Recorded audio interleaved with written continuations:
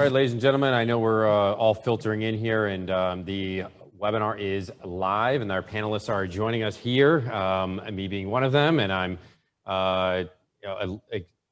very grateful for the interest in this panel, and the topic obviously very, very important to us here in South Florida. As our panelists will discuss, this is just obviously not something that's just unique to South Florida area.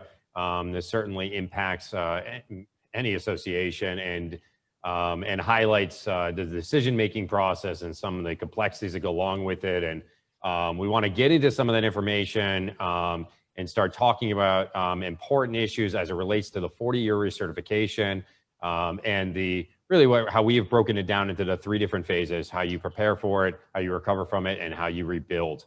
Obviously, our thoughts and prayers go out to the entire community that has been directly impacted with this tragic event. We are obviously here at GlobalPro, and I know the other 2 panelists and their respective companies are doing everything they can to help that community, help our community as a whole. Our first responders continue to put their lives on the line and trying to help and trying to do what they can to help the victims, hopefully bring some closure to some of them by finding their loved ones. But it's an ongoing process, and we are like many of us are tracking it every day, every hour sometimes, to see maybe if they find some more victims alive, or just some more information about the issues that may have led to this tragic event, and some of the ways in which many community associations can prepare for what's to come, and what they may be able to do. And that's what this topic is about today. And I want to get right into that. But before I do, I want to give our panelists an opportunity to introduce themselves. We have Lindsey Lehr from Siegfried Rivera, and we have Rafael Aquino with Affinity Management Services, and myself, Dan Odess, with GlobalPro Recovery. GlobalPro Recovery is a leader in the insurance services industry. We represent thousands of community associations and more than $1 billion in recovery. Many of them have suffered collapses, obviously none such as severe or tragic as this, but we certainly want to take the time today to talk about some of how that fits into this process. But before we get there, Lindsey, why don't you give us a brief introduction of the firm and yourself, and then Rafael, you can follow right behind.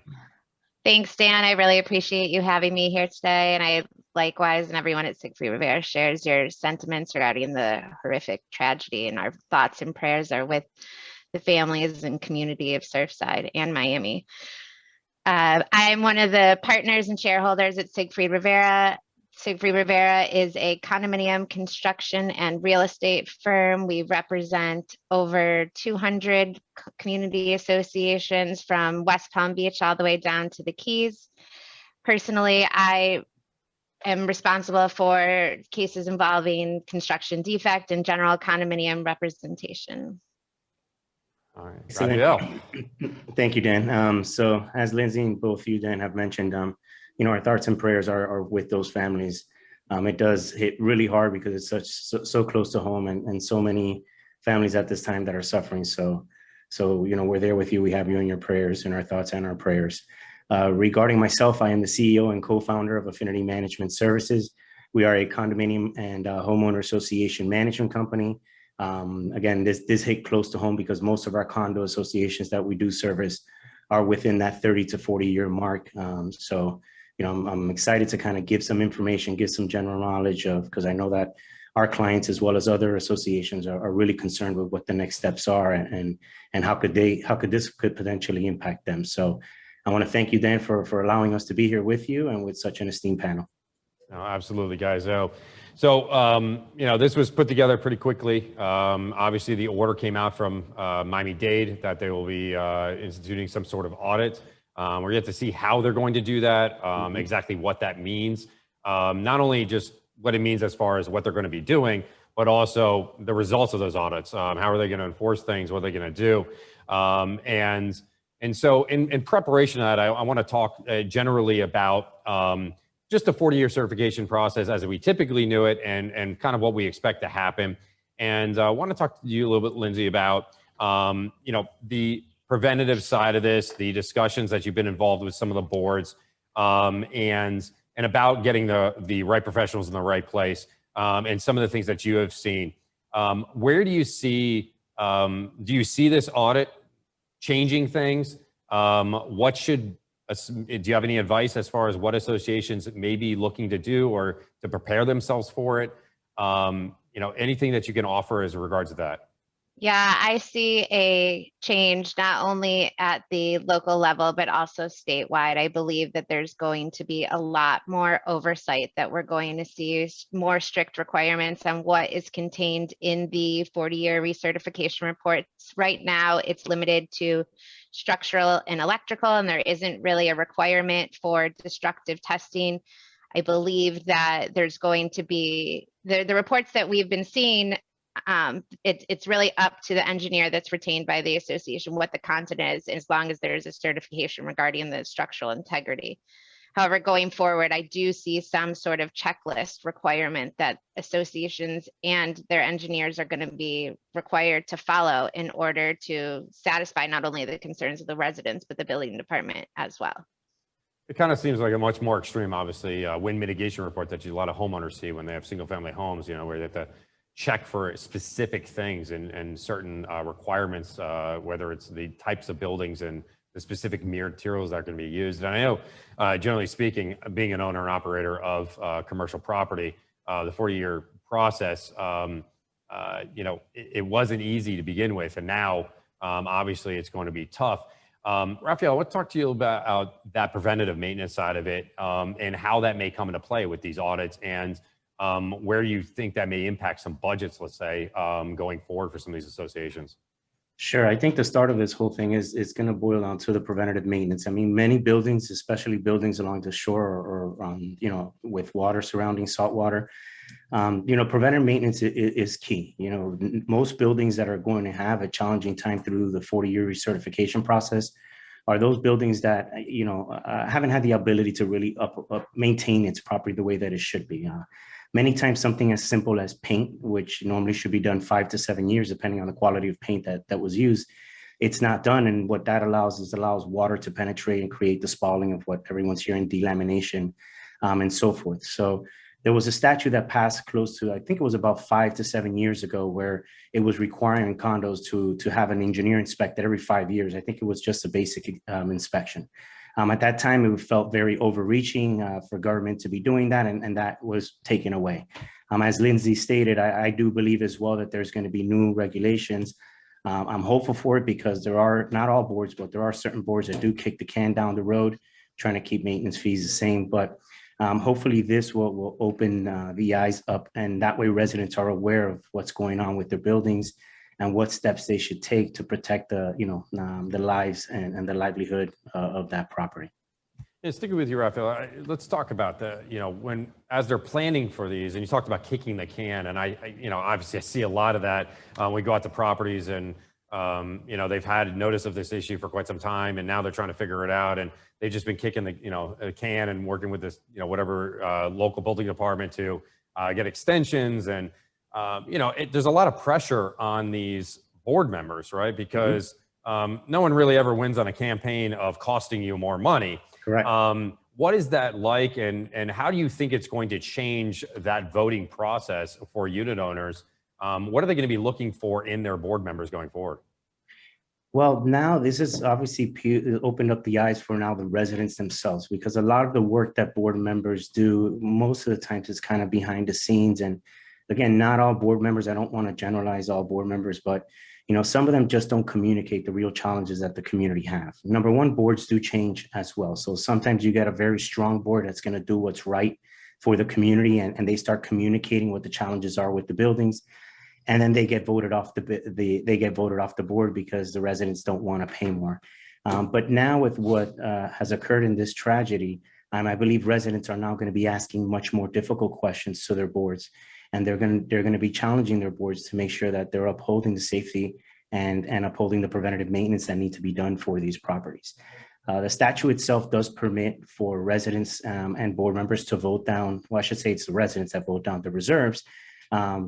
However, that's a challenge in itself as well, because if many of these buildings did have reserves or did properly plan for the financial aspect of maintaining the building, then you won't find yourselves in these difficult situations because you're going through your normal process of maintaining the building and maintaining its components as they should be. So there probably will be a financial impact one way or another, especially if the county or the local governments are going to get involved with what steps are going to be required. That's going to definitely impact budgets, at least for those associations that aren't properly budgeted or don't have the necessary funds to be able to do the repairs that are necessary. Lindsey, are there any like best practices that come to mind when we're talking about these audits, and obviously in light of the recent collapse and the tragic loss of life? Is there any best practices for these board members as far as taking meeting minutes and documenting, whether it's statements made by unit owners or themselves? Because there were some comments about how there were some unit owners complaining about certain things, but in a review of certain meeting minutes, those things don't appear there now. Mm-hmm. What do you think, Lindsey, are some best practices of board members in light of this situation as we head into this unknown, this audit process that they should be instituting to protect themselves in liability, but also to ensure that there's a clear message to the other unit owners? Yeah, I always think it's best to be your own advocate. When you get a complaint from a unit owner, document it, report it to management, consult with your engineers, and make sure that not only are the engineers going out there and meeting their 40-year recertification checklist or whatever area that they're inspecting the building, but specifically point out areas that you and your residents are noting concern, whether it's you have observations of rust, spalling, paint bubbling, all of these things. The engineers go there, they don't survey every single unit. So it's important that the management and the board are communicating with their residents regarding observed defects that may to an average person not seem concerning, but at least to bring it to their attention so that the engineers can review that. And also, to go to Rafael's point, I agree, reserves are extremely important. And I do think that there will be a change, like I said, with the legislature on the waiving of reserve process in order to make sure that these communities are appropriately funded for these maintenance requirements and that they have appropriate insurance in place in the event that a claim is needed. And I can imagine, it'd be great that every unit owner took a proactive approach, submitted the photographs, submitted the complaints and everything else. Rafael, from a management standpoint, I got to imagine that would be a daunting task to collect all the information. Why don't you talk about maybe a suggested protocol for the intake of that information to make sure it's not lost, but also is responded to and is documented in a way? Sure. So one of the things that we promote, at least here at Affinity, is our managers not to be sitting behind a desk. Part of their role, as Lindsey said, is to be doing the proper inspections. So that should be communicated in some kind of report, whatever management that management, the organization have of their protocols. In our case, on a weekly basis, we're reporting to our boards of where they stand. One thing is that you should, especially for those managers, you shouldn't be concerned of reporting these issues to your boards. They need to know of it. They're volunteers. They may not understand the complexity of what these damages, or let's say spalling, since we're in this topic, have to a building. Also, for board members and the residents that are maybe on the call, is something as simple as also a reserve study. It's a very low cost tool that it can cost you anywhere between $2,000 to $15,000 depending on the size of your property. Can give you kind of a high level assessment. It's not an engineering report, but it does give you a high level assessment of what you can expect with regards to expenses and items that you should be keeping an eye on that you're going to need to budget for. That tool opens the eyes to a lot of board members. Some of them just set it aside, but some of them realize, okay, I need to be putting $500,000 a year into reserves in order to maintain this property. So with the combination of reserve study, combination of your manager, providing what he or she sees in their inspections, and then also with what the county is potentially going to require of a general inspection, board members should be pretty aware in the next coming months of what's really going on with their buildings. Yeah, and I think also to jump on that, in order to be proactive, I didn't mean solely rely on unit owner complaints. Associations frequently and their engineers do send out surveys to their communities to try to get feedback. And it's important to, managers and boards to not only rely on your engineers, but you have to take initiative. And like I said, you have to be your own advocate in some situations. Correct. Because sometimes things may get overlooked. Well, and by the way, I appreciate you bringing that up because I was actually going to pose a question regarding the role of the building engineer. They're given a title of building engineer, and you know, because they have the familiarity with the systems, right? They're there to check on things, whether it's a cooling tower, stuff like that. You know, Linda, I'd love to continue that conversation there though, because I think a lot of times there's a lot of reliance on those eyes and ears, and those eyes and ears are relatively limited, right? Because there's only, let's say maybe in a smaller building, there only be one building engineer. In some of your larger communities, say 500 units, you might have 2, maybe 3 building engineer with his assistants or her assistants. So, you know, I guess some big good practices for a building engineer in their reporting. How do you think they fit within that process and helping and responding to these things as they get reported, Lindsey? Yeah, I definitely know that I'm sure, as Rafael stated, that Affinity and many of our managers do have weekly reporting of conditions. And the next step is really, what kind of time frame are we going to have in these repairs? Does an outside consultant and engineer need to be brought in? And should we start getting proposals for all of the work that needs to be performed, not only as preventative maintenance, but actual repair work for, you know, water intrusion signs and so forth. So I really think it's important to use your building engineers, but also take their information and try to obtain outside consultants and professionals and contractors to quote the work, so that the board can have an idea of what the cost and time frame that they're looking forward to, in order to make sure that our buildings are properly maintained and that we have full disclosure to the membership as to the costs and repairs that they're going to face. No, and that's, yeah, I think that's great information. Or you say, Rafael, go ahead. Yeah, no, if I can add to that. Also, you know, technology does help with a lot of these, especially with the preventative maintenance side of it, you know, with your building engineers. Is, you know, most systems that most managing companies have are going to have some form of an asset management tool, where basically you're able to put in the model number, serial number, what preventative maintenance is being done, and so forth. And it's no different, let's say, when it comes to like certain items that your building engineer may be addressing. And as all 3 of us have mentioned here today, it's so important to have really strong partnerships and really deal with the experts in our industry, because there's, you know, great general contractors that are maybe specialists in the residential area. They may not be specialists in the condominium area. Same thing goes with the engineers and with the attorneys and public adjusters and so forth. So, you know, the most important thing is to work with an organization that's going to have, you know, that full circle close in of partners, and have strong relationships. That way they can guide the board and help them in the decision-making process that they have to do. That's great, Rafael. You brought that up, and we just, someone posed a question regarding the building engineer and qualifications for the job. One thing I wanted to touch on too is, you know, during the inspections of the property, whether it be during your 40-year certification, who is participating in those inspections and documenting that? And is there a board member there reviewing the protocol or looking at what it is that they're reporting?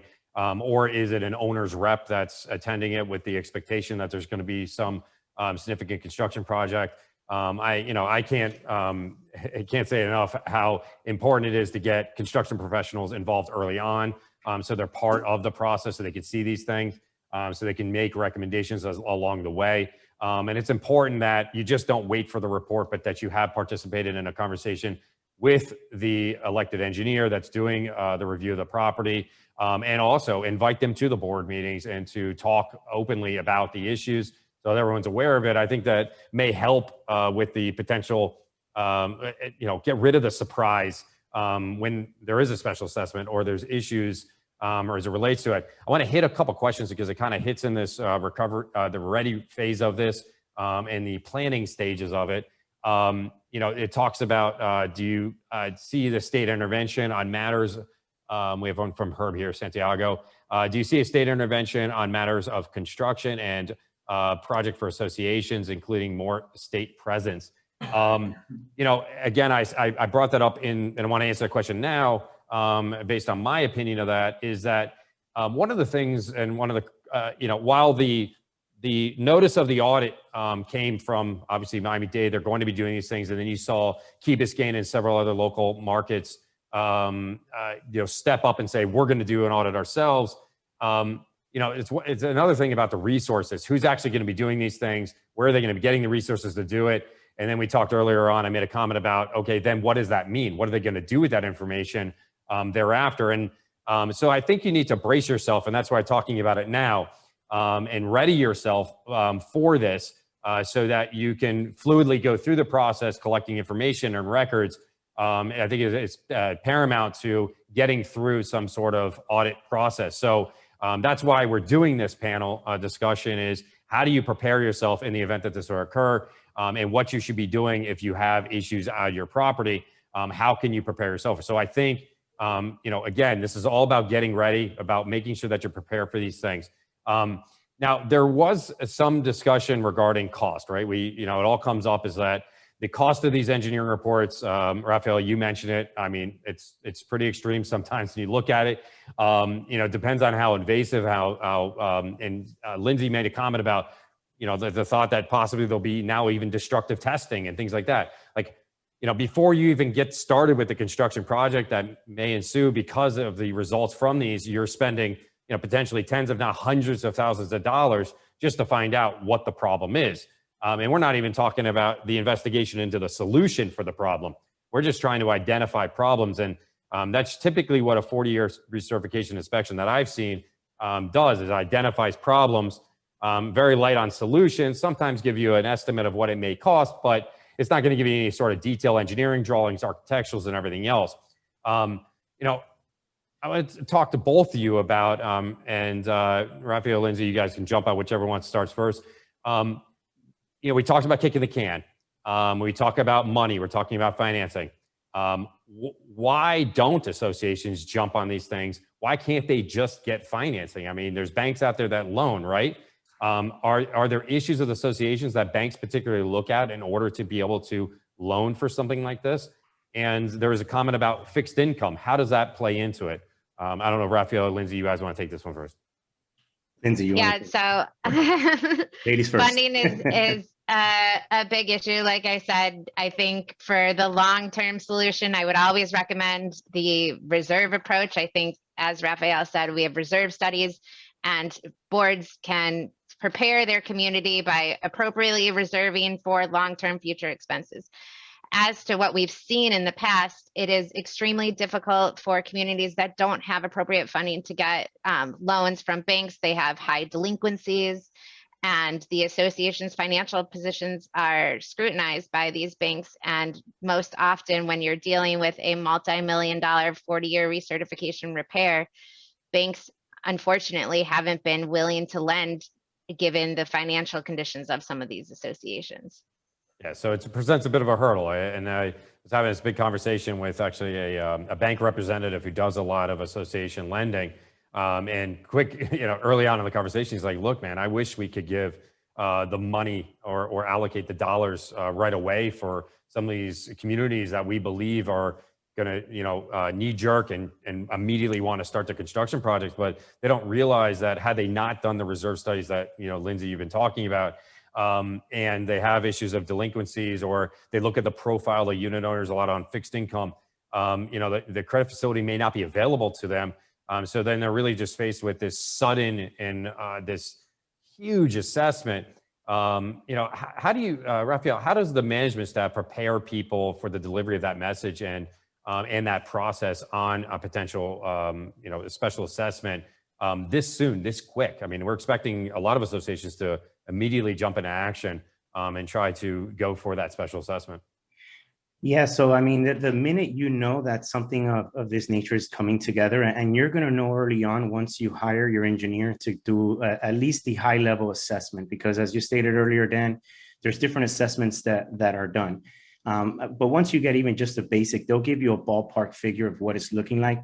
Our recommendation is always to communicate it to the residents, whether they want to hear it or not, because ultimately the day is going to come where either a loan or a special assessment is going to need to be passed.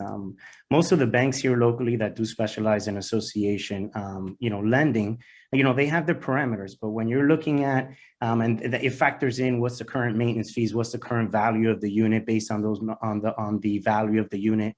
But if you're having to pass an $18 million or $15 million special assessment, it's going to be very difficult to be able to get a loan. So again, I fall back to the preventative maintenance. It's much easier to have either proper reserves. If you don't have it, then at least maintain the envelope of the building in a good shape, so you don't fall into this situation where you're having to ask for millions of dollars to be able to repair a building. The cost of painting a building is peanuts in comparison to having to do a full restoration. It's not to say that you won't get spalling if it happens, but the amount of linear square feet or the delamination amount of square feet it's going to be reduced significantly if you're just on top of something as simple as painting the building. I absolutely think so. I've been feeling a lot of questions, how does insurance come into play this? What is its role?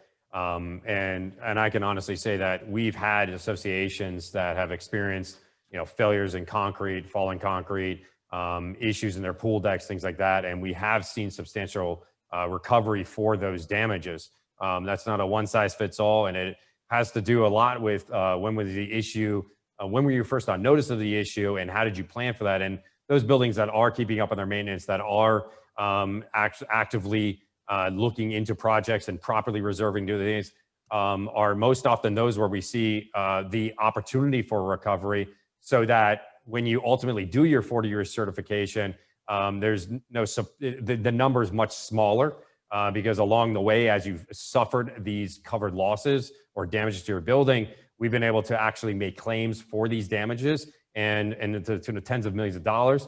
And it is possible. A lot of people are like, oh, how's lack of maintenance covered? Well, it's not a lack of maintenance. It's not that you may be recovering for the waterproofing that failed from, issues in the planter. We're talking about the sudden and accidental failure of the concrete beam below it onto cars, or may have hit someone or something. Those types of losses, you need to look closely at. There may be an opportunity for recovery. You need to look closely at your insurance coverage. I'm sure events like this, like many other things like the pandemic and other tragic events, do in fact change the insurance market. There are downstream impacts of it. Yet to see where how that happens or where it comes from. We're talking about changing building codes. We're talking about a new audit process. We're talking about all things that are going to be contributing factors to many different changes. And certainly one of those that I expect to happen is insurance. But in this readying phase, when you're getting ready as an association, and you have issues at your property, whether it's concrete laying on the floor or balcony edges that have failed, there is a possibility, and look closely at that insurance and ask the right questions of the professionals that actually can give you guidance and information about it. Because while we may not be able to get you coverage for everything, there may be certain aspects or damages that you may have suffered that may be recoverable. There's many different forms in your insurance policy, whether it's your collapse coverage or additional coverage for collapse.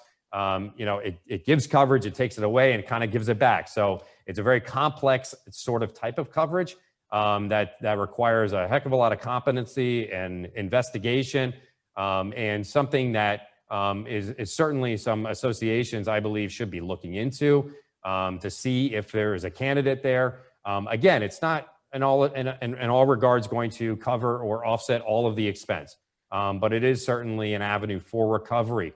But for those things that can't get recovered, you have to actually do the construction, right? We're getting through the audit process. We've readied ourselves for it. We have the damage. We have the reports. We've done what we needed to do.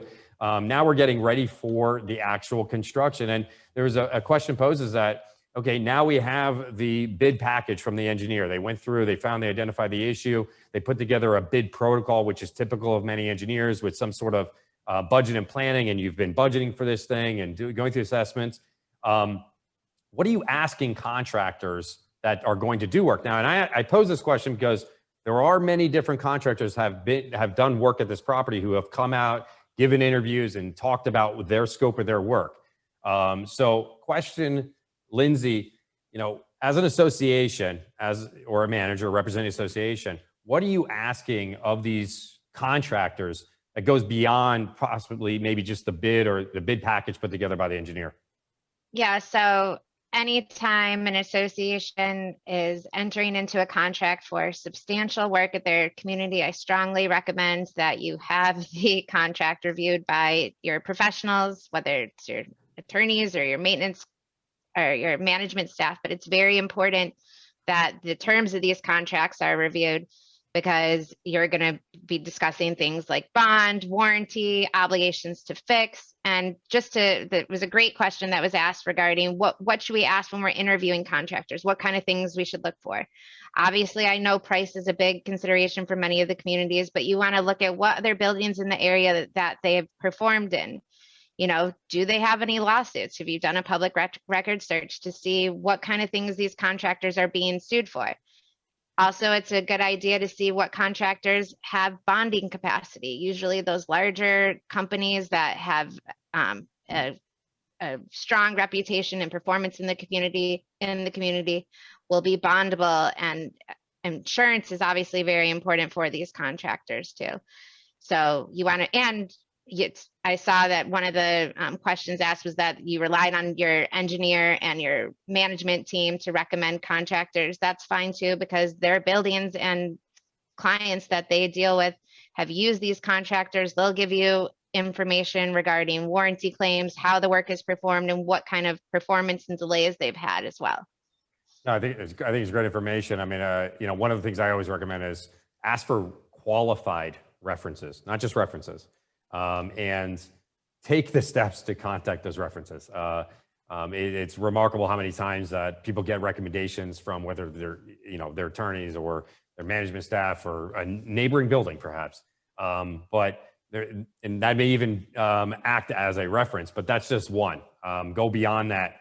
And it may be, you know, helpful to look at the docket, see what your contractor has been sued before, and sued for what, and look at their, you know, their projects. Go visit the projects.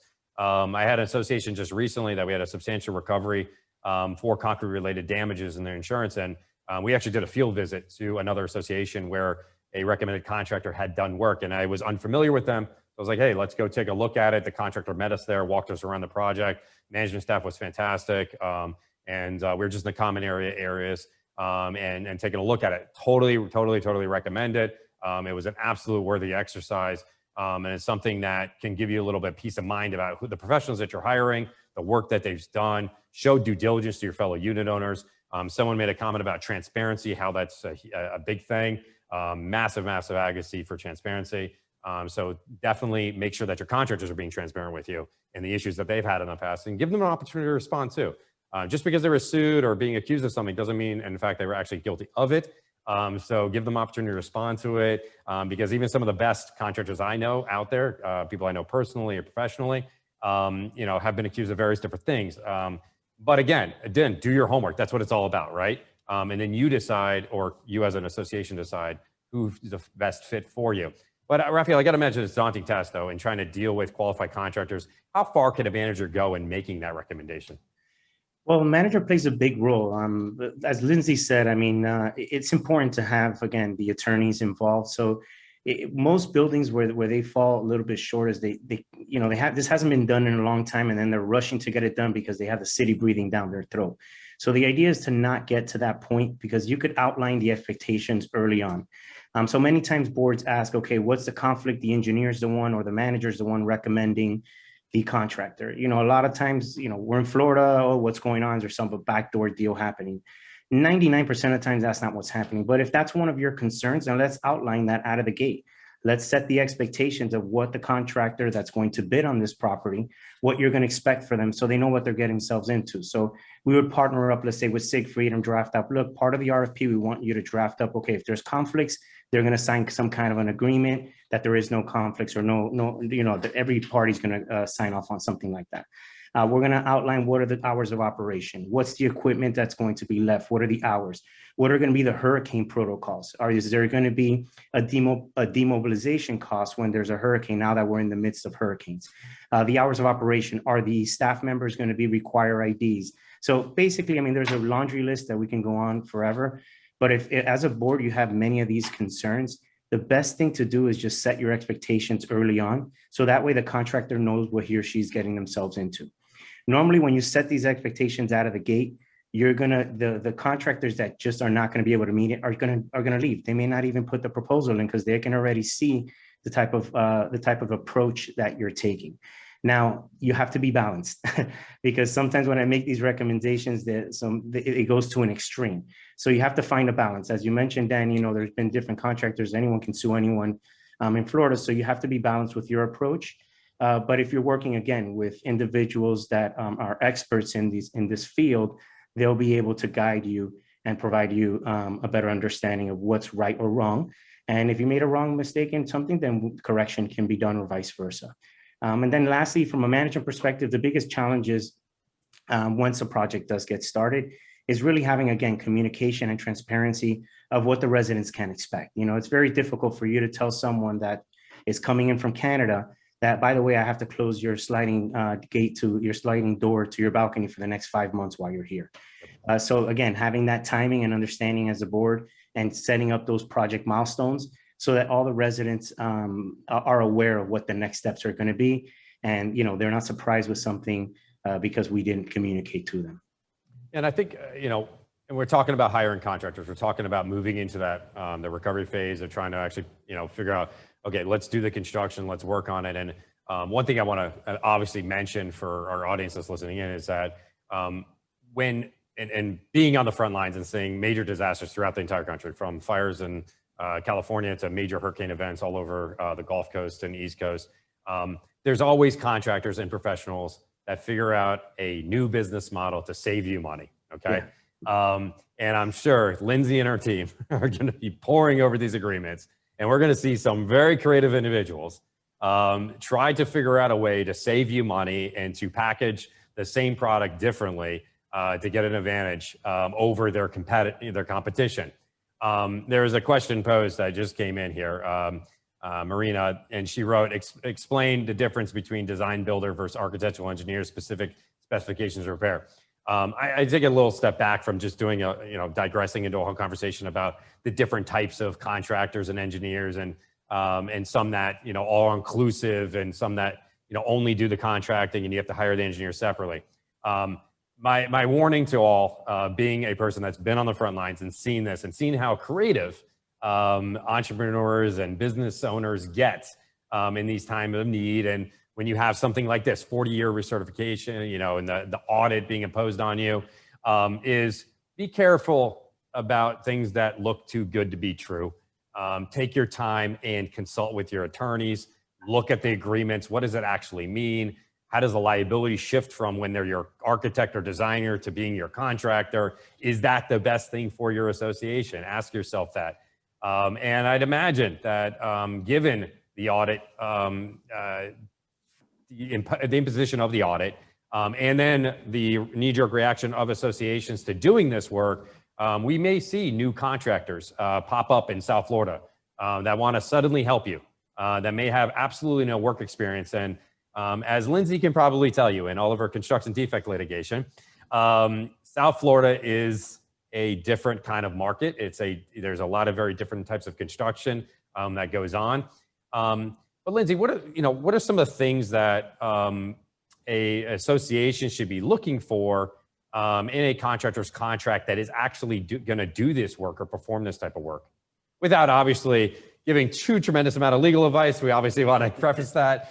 Best sort of, obviously, I'll take the words out of your mouth that contact your attorney, obviously, directly. This is some general information. Want to give you guys some guidance here. I don't want to go too far, obviously. It's not a one-size-fits-all. So, take our thoughts, our comments for what they are. You're talking, three very experienced professionals that have done a lot of this. But, and generally speaking, are there any things that you should look out for? Let me say it that way, as an association in these contracts. Yeah, no, I appreciate that, Dan, and I agree with everything that you and Rafael said. I can't stress enough the importance of a good contract. Oftentimes, the cheaper contractor may not be your best solution. You may end up with change orders. You may end up with delays. I mean, there are unforeseen costs that some of these contractors can slip in their proposals through their exclusions. And oftentimes, if it's not read and reviewed and approved by an attorney, the association can end up spending a lot more money than originally even contemplated in the, when you were at the bid process. For the contract in general, there's AIA standard contracts. That is a nationwide contract that all contractors can be using. That's a great starting point. When you get a 2-page proposal from a contractor for work that's $1 million and more, I would scratch my head and say, there's a lot more that should be in here. And oftentimes we do take those proposals and convert them into our own contracts. Regarding transparency to unit owners, there needs to be coordination with access between the contractor and the units. I did see a question in here regarding what power the board has to demand inspections of units and to force owners to fix problems. Your declarations in Chapter 718, Chapter 720 provide that the association has an inherent right of access to the units for maintenance, repairs, and inspections, especially when damage is being caused to the common elements. So all of these things have to be coordinated with your contractor. Timing, as you mentioned, Rafael, regarding, closing of the balconies, closing of the pools. This all can be spelled out in your contract, providing for liquidated damages. Attorney's fee provisions are very important in contracts. So all these types of things, it's just that there's not one thing I can say, but my one warning would be cheaper is not always better. Correct. That's for sure. And Joseph over here made a comment regarding insurance companies and inspections. It's actually something that there's some commentary in the press about inspections of units upon sale of them, and there's going to be a mountain of data and information they're going to be looking into this particular event as it relates to a lot of inspections and things that may have led to the actual failure of it, and inspections. I'm just, Rafael, from your experience and perspective, how important are these other inspections that go on during the regular course of business?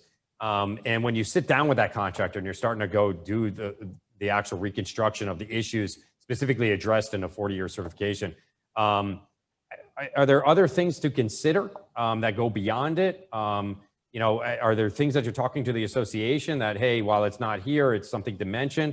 Are you incorporating any of these other inspections or reports or audits into that thought process?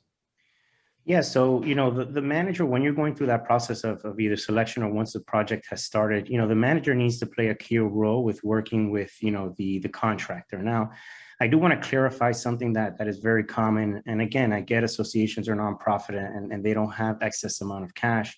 But most of in some cases, boards want to put the manager in the position of being the project manager for that particular restoration or 40-year recertification. And in my opinion, it's not a good suggestion. Typically, you'll either have an engineer or a project manager managing that process. Now, it doesn't mean that the manager needs to sit behind a desk and let them do what they need to do. The manager needs to be intricately involved throughout that process to make sure that they're looking out for the best interests of the residents, which is who that manager serves. So it's very important to keep that in mind. However, the manager does play a role in making sure that, what was outlined on the board's behalf of what the expectations are, that those expectations are being met both from the engineer as well as the project manager that should be hired to handle that project. I do want to address a question here that what's the difference from Marianne from fixed price contracts and then contracts that allow for change orders?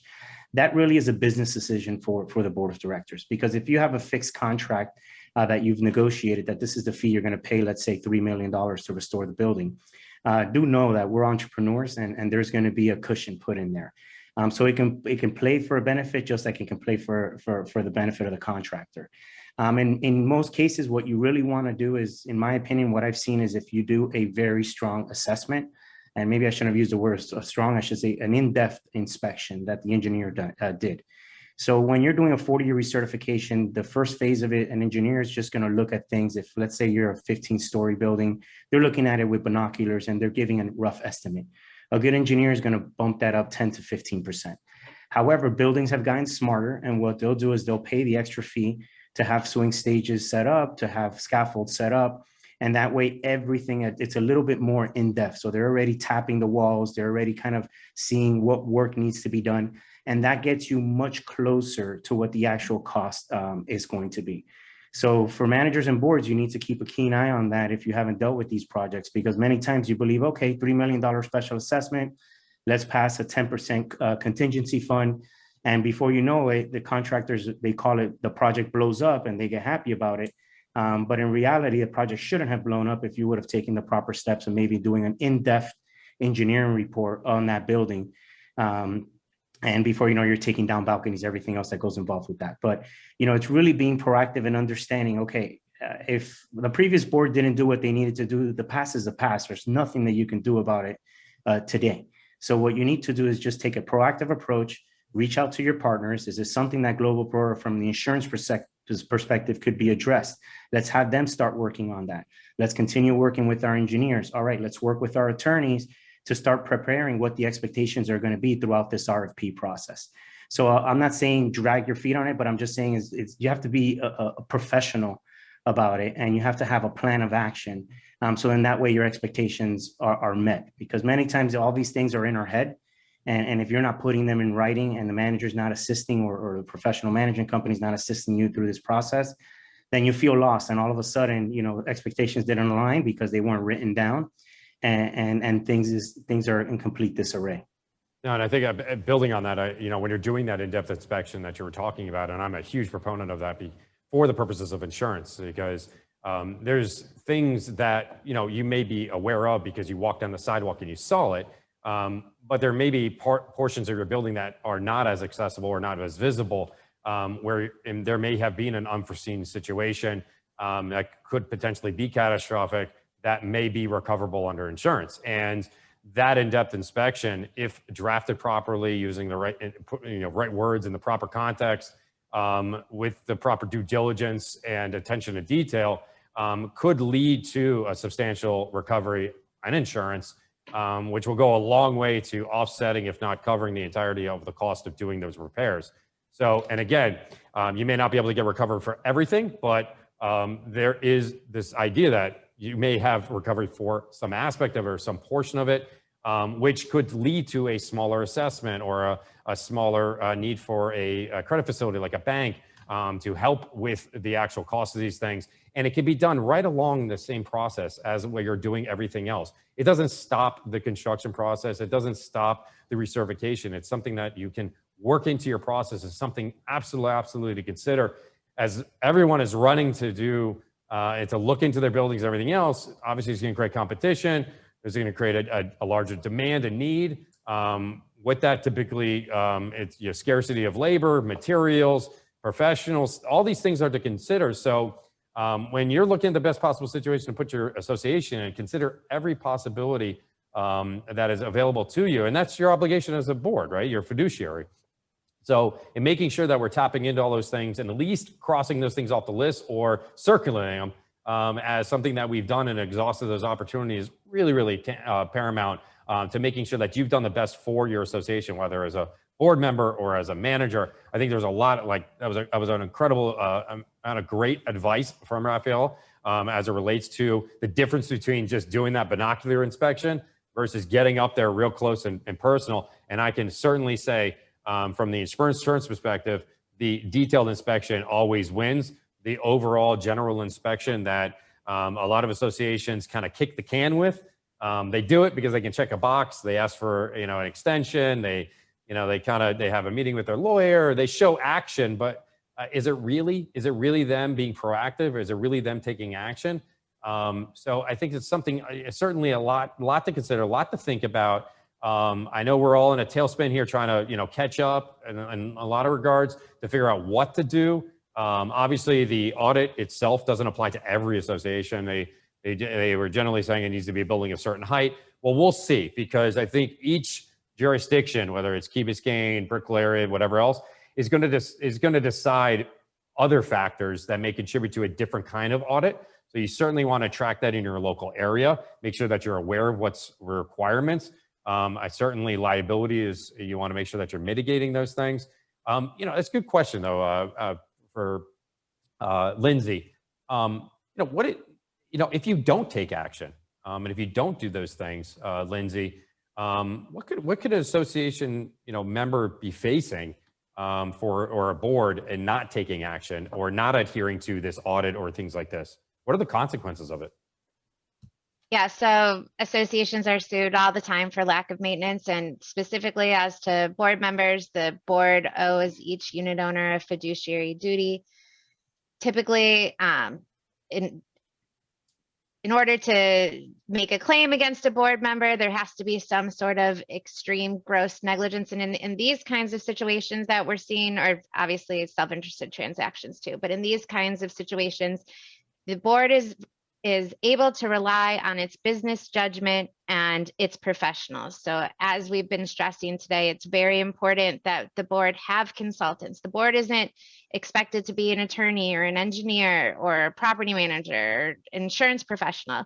The board is entitled to rely on the information and advice that's being given to them by the professionals. So if you are consulting with your professionals, getting opinions from your professionals and relying upon them in order to make your repairs and maintenance, you're doing the best you can. And that's really what I would recommend. Once you get these reports, share them with your unit owners. Let them know what they're going to be expecting. Rafael made a great point about his comprehensive inspections. Sometimes when you do large construction projects, the associations may be able to save in doing more than one project at once because they have swing stages set up. They can, do the windows, they could do the stucco. So there are a lot of ways that these communities can try to implement these repairs while being mindful of costs, and disclosure and transparency to your membership is important. Have your engineers at the meetings discussing these projects to explain and answer any of the questions that the unit owners have. Give your unit owners a timeline so that they understand what areas of the building are going to be closed off, how it's going to impact their occupancy, and budget and give a good amount of time for these unit owners to pay for these repairs as well. And I would add on to that is that, if you do have assessments and there is loss or recovery of some sort, one thing, to encourage unit owners, we always try to encourage unit owners to buy insurance. In fact, a lot of times those HO6 policies have coverage for the assessment as it relates to loss, whether it's to cover deductibles, things like that. So another tool, again, to consider and look at. And I think all great advice, Lindsey, about having the people that are helping you make the decisions, and they're helping you, right? They're giving you advice, the professionals. They're not the ones that are ultimately going to decide whether or not you actually do something. So these are the people that are helping you do those things, and having them, involving them at the meeting. Sometimes we don't because of cost, right? We don't want to spend the extra dollars to have the attorney there because they're billing us hourly, or the engineer or the contractor, whatever it may be. It's just, again, more excuses. And, the best construction projects are those that were planned properly from the beginning. And I think it goes to when you're dealing with so many working parts, this isn't just like a construction project. This is a construction project for the community. There's a lot of decision makers. Your unit owners decide on certain materials and scope of work and things like that, all the way down to your attorneys giving advice. And so it's important to have all the players there at the table, helping you make these decisions and working through these issues. One of the questions, I mentioned insurance claims a few times here, and there was actually a good question regarding what kind of claim damage for what. I did mention, you have a planter worn out, issues with waterproofing, and then the concrete fell below it. Let's say in your parking garage area or whatever it may be. We're talking about ensuing damages here. We're talking about sudden collapse of concrete or falling concrete. You're looking for areas where there's water in the interior of the property, or something suddenly and accidentally happens for whatever it may be. The limitations in coverage would extend to that ensuing damage or that consequential damage in some instances. It's not, again, not a one size fit all, and it is a complex issue. So I wanted to make sure I clarify that.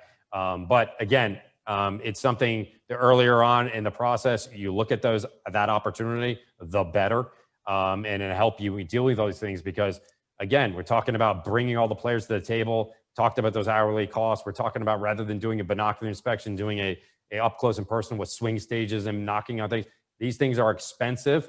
Great advice about, while you're readying yourself to make sure that you're probably reserving. Every year you do a reserve study, right? You're looking at those things. And we all know the cost of insurance is going through the roof.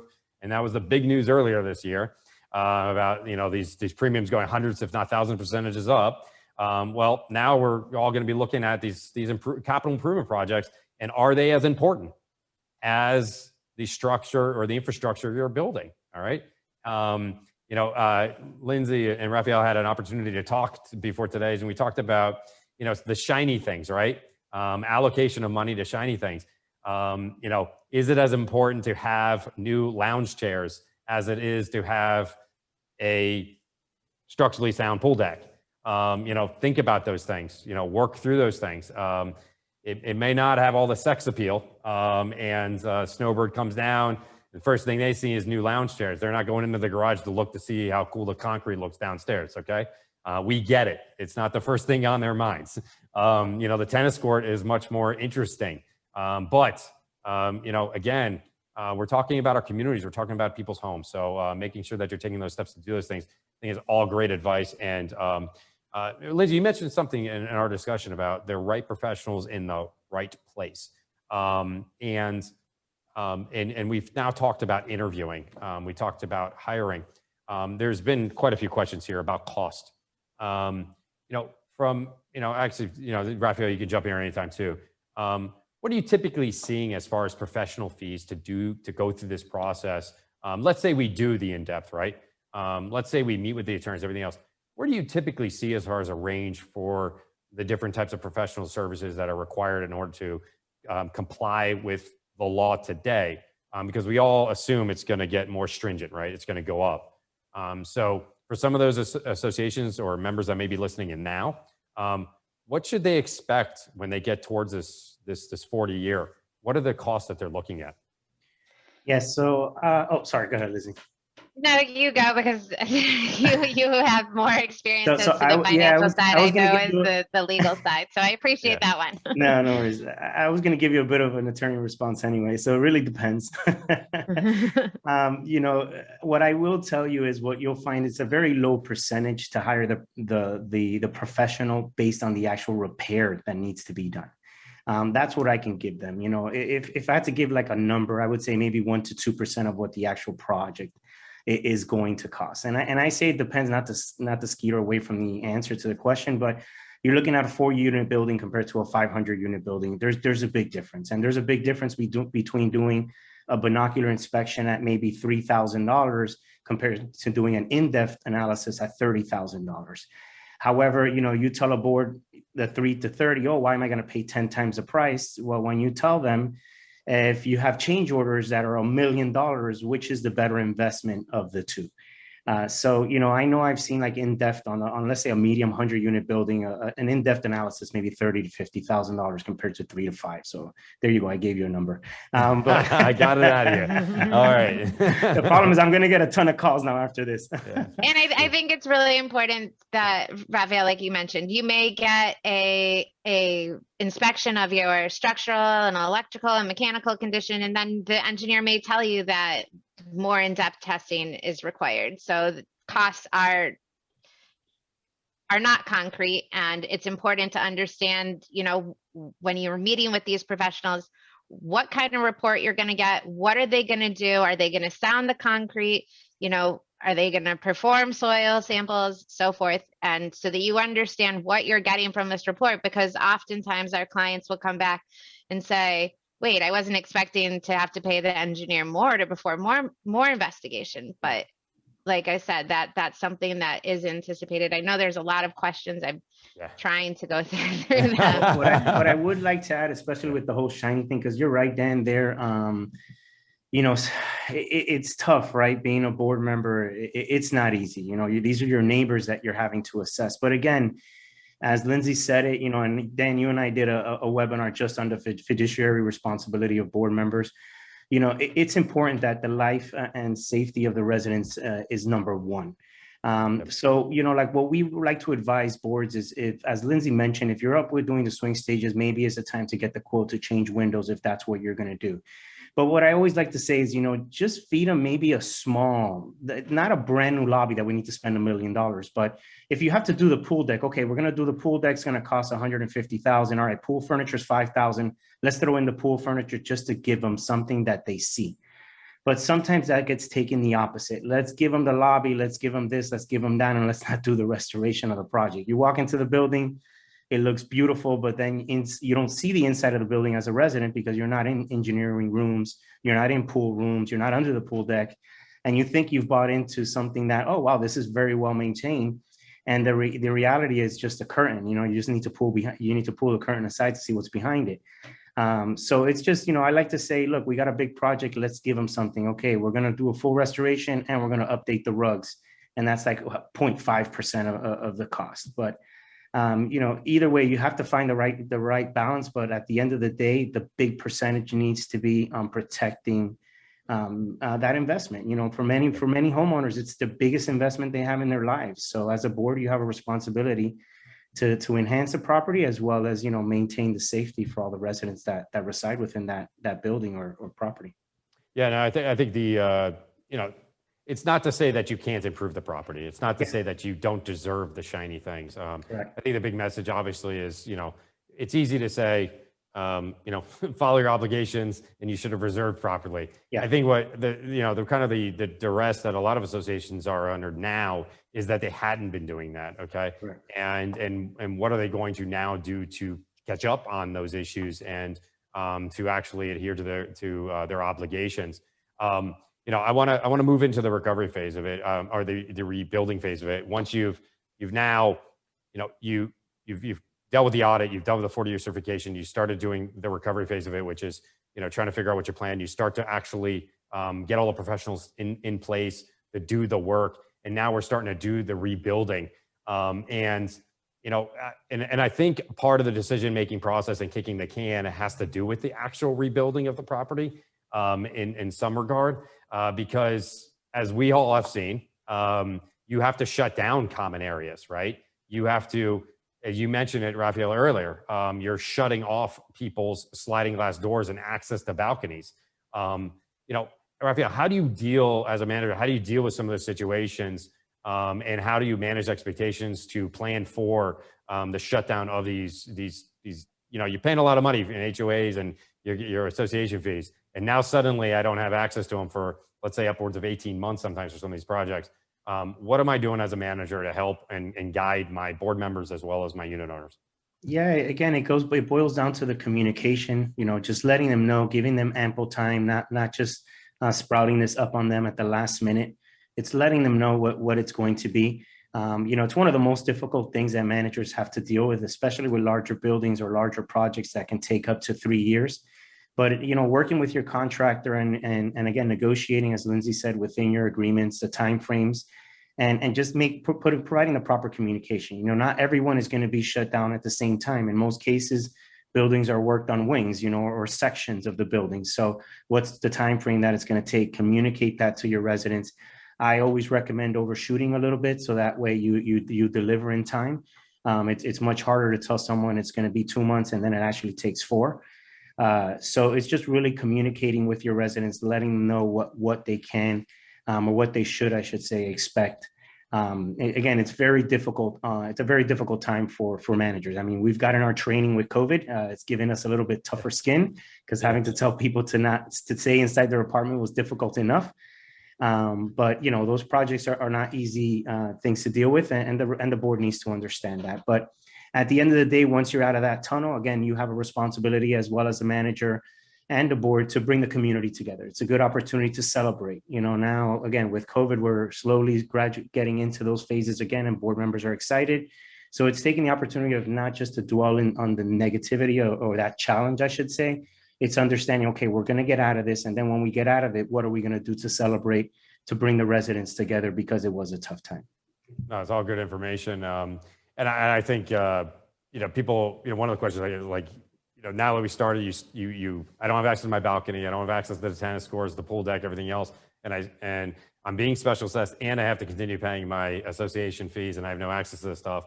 And this is my vacation home. It's tough, but again, this is about the health and safety. This is about, compliance, fiduciary obligations, and general understanding, but, setting expectations, communicating things as managers or board members to your residents. Talked earlier about transparency, how important transparency is to the process, making sure you have that information. Lindsey gave great advice as far as, the interview process and things you need to look for as far as what we're doing and how we're going to do these things. I think, Lindsey, there's one question I got posed to you regarding, and you made a comment earlier. The one. Yeah. So I did say in the beginning that it was only, right now it's only structural and electrical for the 40-year recertification. But when I was going on, I'm not sure what the changes are going to require. So I hope that answers that question. But right now, yes, it is only structural and electrical. I did see those viewers. And for those viewers from Palm Beach doesn't even have a 4-year recertification process. So that will probably change as well. Oh, yeah. And I think the Keys doesn't either. So I do think that there is, to answer some other questions, I do think that there is going to be a change regarding reserves, how it's waived, if waiver is going to even be allowed anymore. I do think that there may be some leverage that the legislature gives to the board to specially assess, perhaps without a unit owner vote in certain circumstances, especially when emergency repairs are required. So I do think that we're going to see changes. I don't see, I think one other question was, do we see the government taking over this responsibility of the cost? I don't see that happening. No. No, these are private residences, and I definitely think it just people are just a little more accountable. One of the concerns I heard from an association is that not many of our unit owners trust our board members. They don't know where the money goes. They don't know how it's getting spent. I'd expect, obviously, to come with a lot of these changes, some changes with regards to disclosures and financials and how the money is being done. And I know already there's a process you can go through as a unit owner to ask questions about how the way things are being spent and how they're being, how they're being allocated. Silver lining, I think maybe a lot of unit owners will wake up and actually participate in a lot of board meetings. I can't tell you how many board meetings we go to that are open board meetings and no unit owners show up, or only a few do. I know it's frustrating for, the attorneys and management sometimes when you're making decisions and then you're being criticized for it. And then you find out who's actually criticizing you, and it's a lot of those same people that never show up to the board meeting. So I think a lot of unit owners, thankfully, will start to participate. Maybe that's not good news for some board members that are actually doing the right thing, that have enjoyed some solitude from that. I would look at it differently, look at it optimistically. You do want your fellow neighbors and unit owners participating in the process. So that in the event something happens or they're not clear on something, that you have the opportunity to explain, you extend that transparency and keep on doing those things. I know we've been going here for a while, guys, and a lot of great stuff, a lot of great information. I hope it has been helpful to our listeners. This is all new. We're all getting this information as it's coming to us. We want to make sure that you continue to get this information. We want to make sure that we're available to you. Lindsey, I don't know if there's any final questions here. There's quite a few here, or Rafael, that you see that you guys would like to jump at. I'm more than happy to share my email address and contact information if anyone has any questions. I cannot go through them all right now, but I do want to say that I do agree. I'm really glad that we had such a high participation today. I think the community is showing that they want to be more involved and more prepared. To Dan, your last point, I think Zoom board meetings have been helpful. We've been having more participation. Online voting has been also great for some of our communities.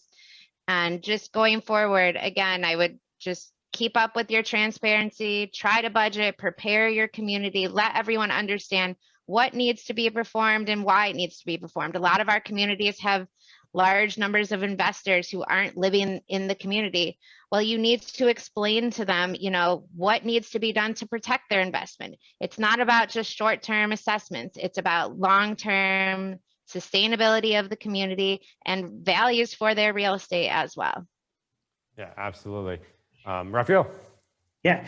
More importantly than anything is for the board members and the managers that are on today's call is, number one, I want to applaud you for taking the time to do that. And number two is really just to keep in mind that you are the leaders of the community or the organization. So you have tough decisions that you have to make, and you can't allow those tough decisions or the pushback that some of the residents may give you for the safety of your residents, as well as for yourself if you live within the community.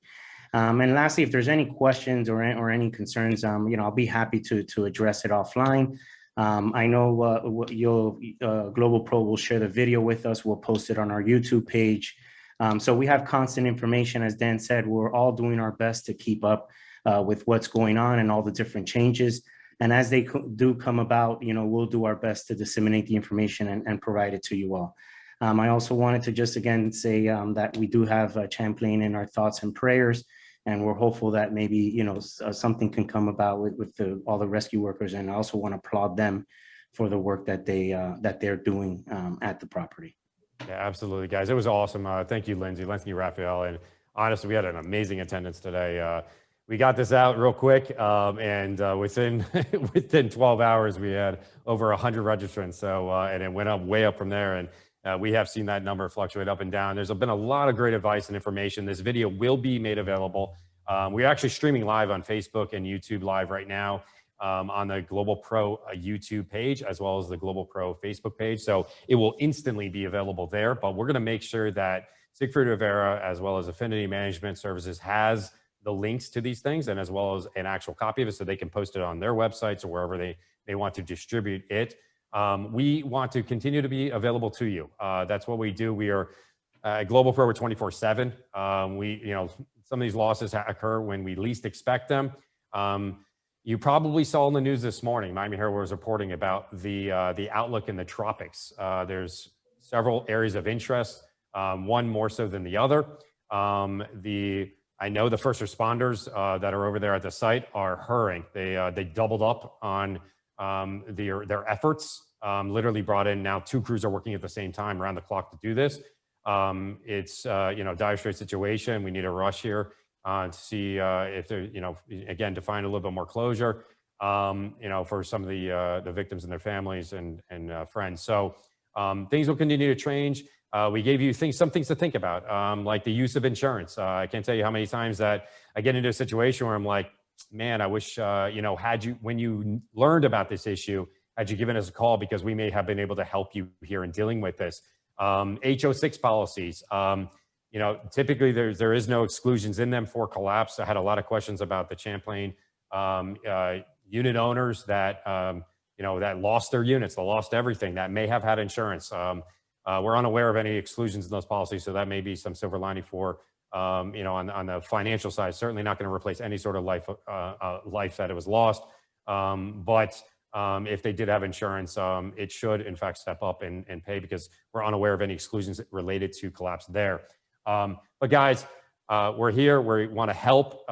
We've worked closely with Siegfried Rivera and Affinity Management Services and many other professionals that we all can recommend that can assist you in any of the situations if you're dealing with them. As things change, we're going to keep doing this. We're going to be back here, continue providing you information. So look for the emails, look for the social media posts. I know Affinity Management as well as Siegfried Rivera are very active on social media. We're constantly pushing out information, working together, sharing information, reposting each other and doing those stuff, because we want to make sure that you have all the latest information you need, as whether you're board members, whether you're community association managers.